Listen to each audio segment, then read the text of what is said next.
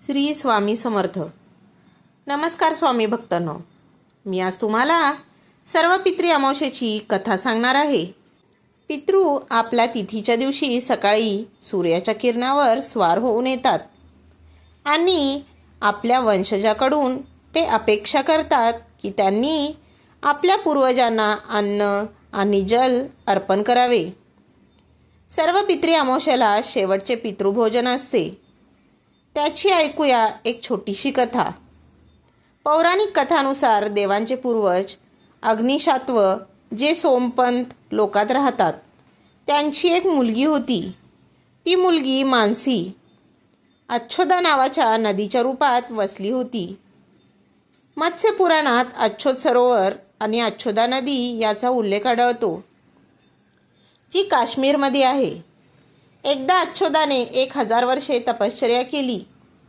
तिच्या तपश्चर्येवरती प्रसन्न होऊन अग्निशात्व आणि बृहस्पत हे आपले इतर पितृगण अमावस्यासुसह अच्छोदाला वर देण्यासाठी आश्विन अमावस्येच्या दिवशी प्रकट झाले.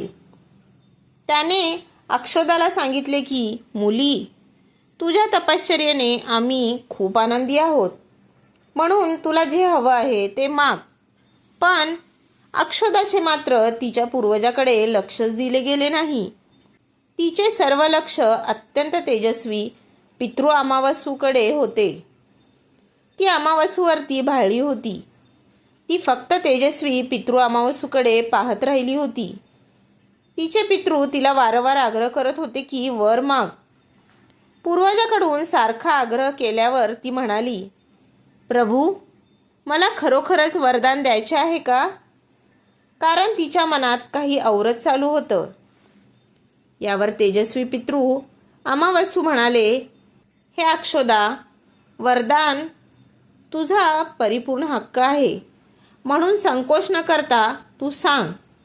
तेव्हा अक्षोदा म्हणाली, प्रभू, जर तुम्हाला मला वरदान द्यायचेच असेल तर मला तत्क्षण तुमच्यासोबत रमण करून आनंद घ्यायचा आहे. तिच्या जे मनी आलं होतं ते तिने पटकन बोलून दिलं.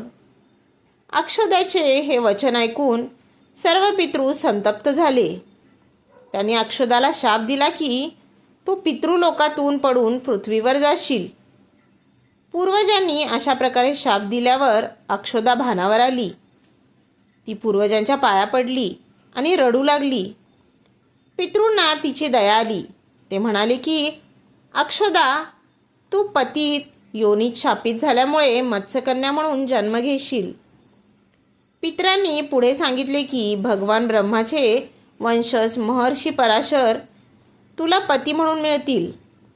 भगवान व्यास तुझ्या गर्भातून जन्माला येतील. त्यानंतरही इतर दैवी वंशामध्ये जन्म घेऊन तू शापातून मुक्त होशील आणि पुन्हा पितृलोकाकडे परत येशील. पूर्वजांनी असे म्हटल्यावर अक्षोदा शांत झाली. सर्व पितरांनी अमावस्येच्या ब्रह्मचर्य आणि संयमाचे कौतुक केले आणि वरदान दिले की ही अमावस्येची तारीख अमावस्यू म्हणून ओळखली जाईल.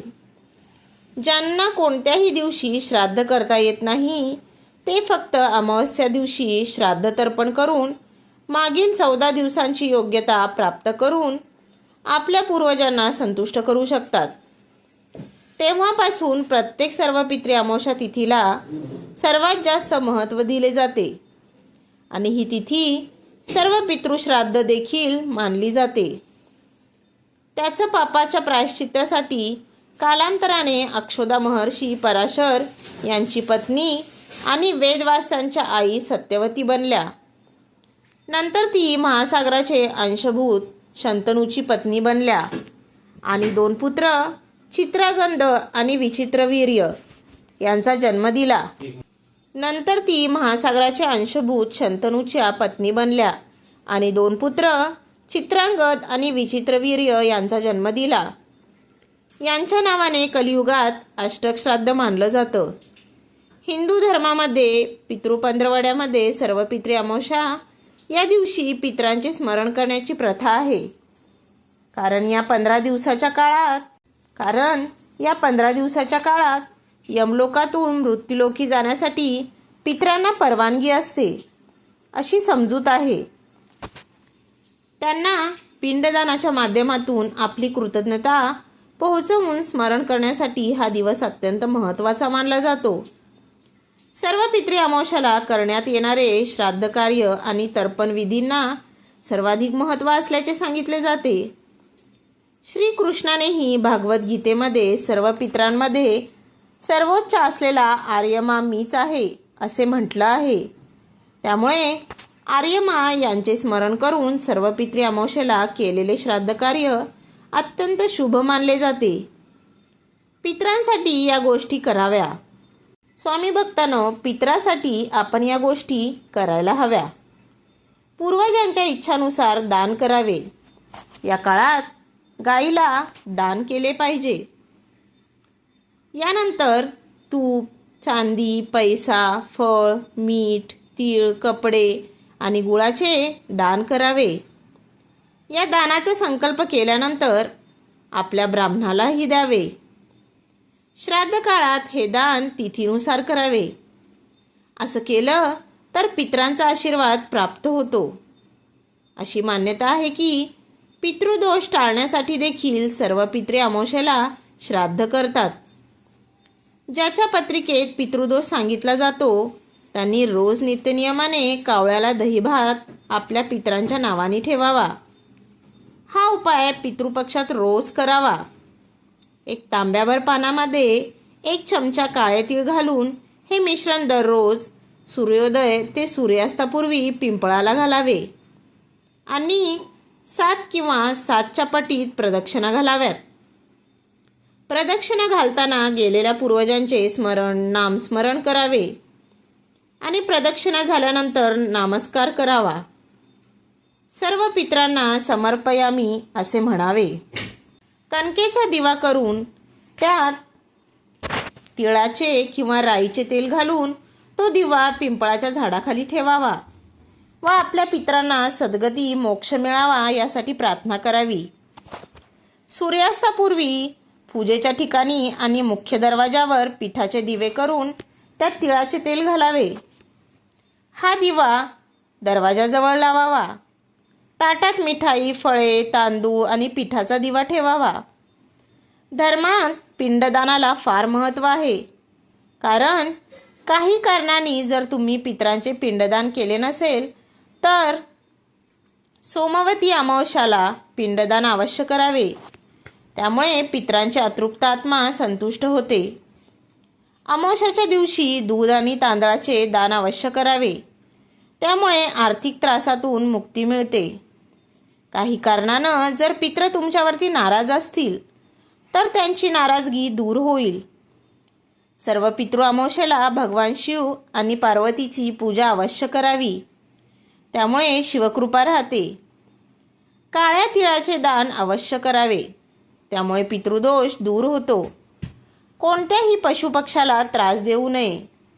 काळे तीळ हे पितरांचे प्रतीक मानले जाते. त्यामुळे पूर्वजांना काळे तीळ अर्पण करावेत. अमावस्येच्या दिवशी पितृदोषापासून मुक्ती मिळवण्यासाठी पिठाच्या दिव्यात तिळाचे तेल वापरून मोळीची वात करावी. तसेच दिव्यात काळे तीळ टाकावे. घराच्या दक्षिण दिशेलाही ठेवावे. यानंतर घराच्या मुख्य प्रवेशद्वाराजवळ कापूर जाळावा. असे केल्याने पितरांची शांती होते आणि पितरांचा आशीर्वाद आपल्याला प्राप्त होतो. त्याचबरोबर घरातील नकारात्मकता दूर होऊन घरात सुखसमृद्धी राहते.